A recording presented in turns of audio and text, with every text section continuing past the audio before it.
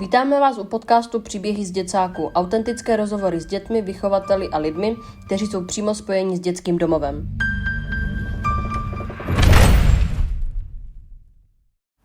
Tady Diana Stojková, vítám tě u mého podcastu. Děkuji všem, kdo si pustí celý díl na herohero.co Příběhy z děcáku.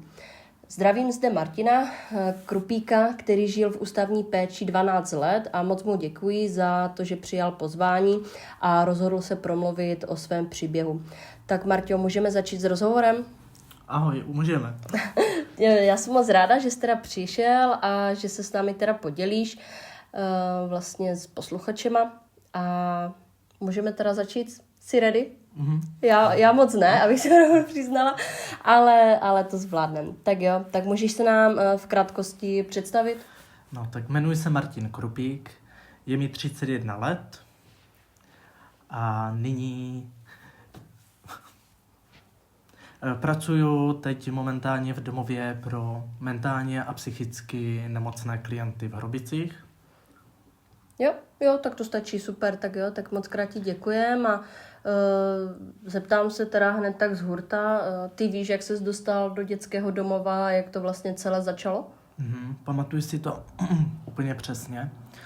Sice mi bylo asi nějakých 5 let a bylo to tak, že jsme byli doma.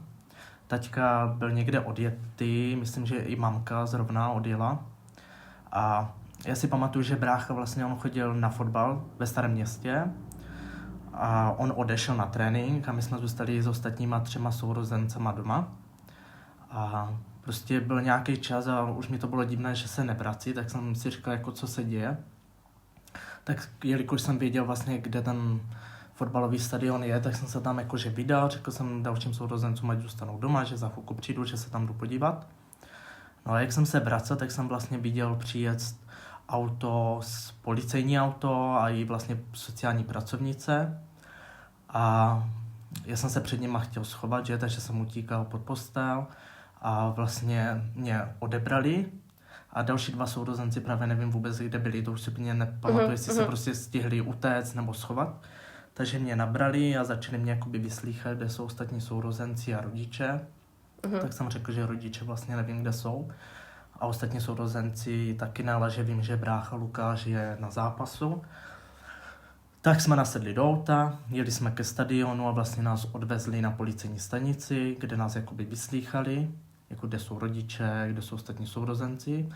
A s tama nás odvezli, to si přesně nepamatuju, jestli to byla nějaká nemocnice, nebo jestli jsme přespali někde tam v té, jakože na té stanici, v nějaké místnosti. A druhý den jsme vlastně jeli do dětského domova. Takže ty se do dětského domova dostal sám, nebo se všemi sourozenci? No, nemusíš jmenovat, nemusíme jako vůbec jakože jmenovat ty sourozence, můžeš říct jenom počet. Jo. No, tak jakože se sourozencem, já jsem se tam dostal prvotně se svým bratrem Lukášem a vlastně ségra s bráchou, jelikož se schovali někde, tak zůstali ještě doma. Ale potom asi nějak buď po 14 dnech nebo 3 týdnech se dostali ještě brácha se ségrou za námi. Takže jestli správně počítám, tak 5 celkem? Ne, nás je prý údajně 9 sourozenců. Znáš je všechny? Jakože 9 celkem, jo? Celkem. Se mnou. A já znám právě, že jenom 4 sourozence a další 4 neznám jakoby osobně. A snažil se je jako dohledat někdy? No potom, jak už jsem byl jakoby starší, takže jsem tu tendenci měl, že mě to zajímalo vlastně, jaké mám sourozence.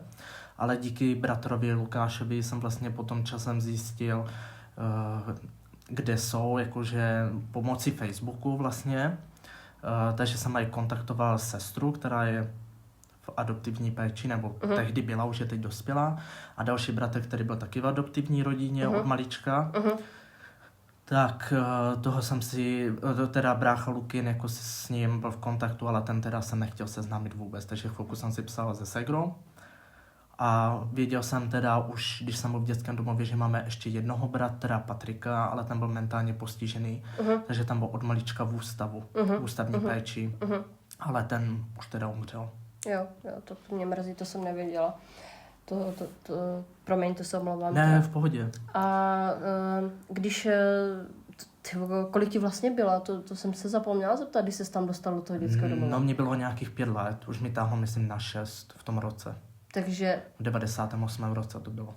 Tak malý klučina a tolik jako nešťastných událostí, že? Se jako zatím stalo. A to určitě jako ve tvém životě nebylo všechno, tak jestli jako se nepletu.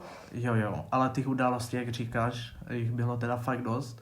A nevím, jak je to možné, i přesto, že jsem byl tak malý, tak já si to prostě pamatuju, ty zážitky.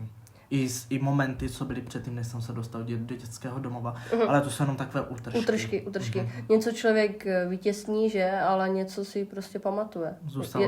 Zůstalo to tam, přesně. No a když ses teda dostal do toho dětského domova, bylo ti zhruba 5-6 let, sourozenci přišli za 14 dní, jaké to bylo, když tam přišel do toho dětského domova? Jako, líbilo se ti tam ta adaptace, jo? Myslím to, a jak se chovaly třeba ty tety, víš, a jak to tam vypadalo, prostě celkově, jako ten jak se ti to líbilo? Den, já si právě pamatuju úplně první ten den. My jsme tam s bráchou přišli, brácha věděl, co se děje, že protože byl starší, takže věděl, že jdeme do dětského domova. Protože ta situace, která tam byla už předtím, že jako ten důvod, proč vlastně jsme šli do dětského domova, protože rodiče alkoholici, oba dva nepracovali a vzhledem k tomu, že starší bratři už chodili do školy, ale vlastně do té školy nechodili, že takže škola upozornila vlastně sociální pracovníci, že se asi něco děje. No ale abych se dostal k tomu prvnímu dnu, který si fakt pamatuju, my jsme sebou neměli žádné oblečení, vlastně nic, my jsme přišli v tom, co jsme měli na sobě, takže jsme vyfasovali oblečení. A chvílku poté, co jsme přišli, tak nás hned fotili. To si pamatuju, že jsem měl takovou fotku, přesně vím, co jsem měl na sobě. Takový kraťas se stričkem, to byl komplet s dalmatínem. Fakt, jo? A pak už jako takovou tu adaptaci si úplně nepamatuju, protože já jsem vlastně šel do školky, že takže nové prostředí, školka. Jo, ale věděl jsem, že tam mám aspoň toho bráchu, takže pro mě to bylo trošku jednodušší. Horší by bylo pro mě, kdybych tam byl sám. Jo. A nepamatuji si takové to, jako že bys tam jako nějak jako protestoval nebo stesknil. Jako ty tety to přizpůsobili celé, jako, jako že pomohli ti k té adaptaci? To si nepamatuju, ale jako zpětně jsem se ptal vychovatelé, řekli, že já úplně v pohodě, že jsem to přijal, že jsem neměl jakoby žádný problémy, nebo tak jako smutno mi určitě asi bylo po rodičích, jako to jo, ale jako, že jsem to všechno jakoby zvládl. Jo. A co se týče sourozenců, ti byli jako v pohodě, nebo jak myslíš, že to vnímali? Třeba byli o hodně starší, takže oni už byli zvyklí na nějaké jako návyky, jo, svobodu a tak dále. Myslíš, že pro ně to bylo jako těžké? Ono to je těžko mluvit jako za ně, že jo? Ale ne, jako tak, jak já jsem to pozoroval, tak teda ségra je mladší o 2 roky a další brácha je o 2 roky a pak další je o 4, myslím. Jestli to říkám přesně, Lukin. Takže ségra mladší, bratři starší. Ano. A ostatní sourozenci jsou taky starší. Jo. Teda kromě ještě Janešky, která je nejmladší. Jasný.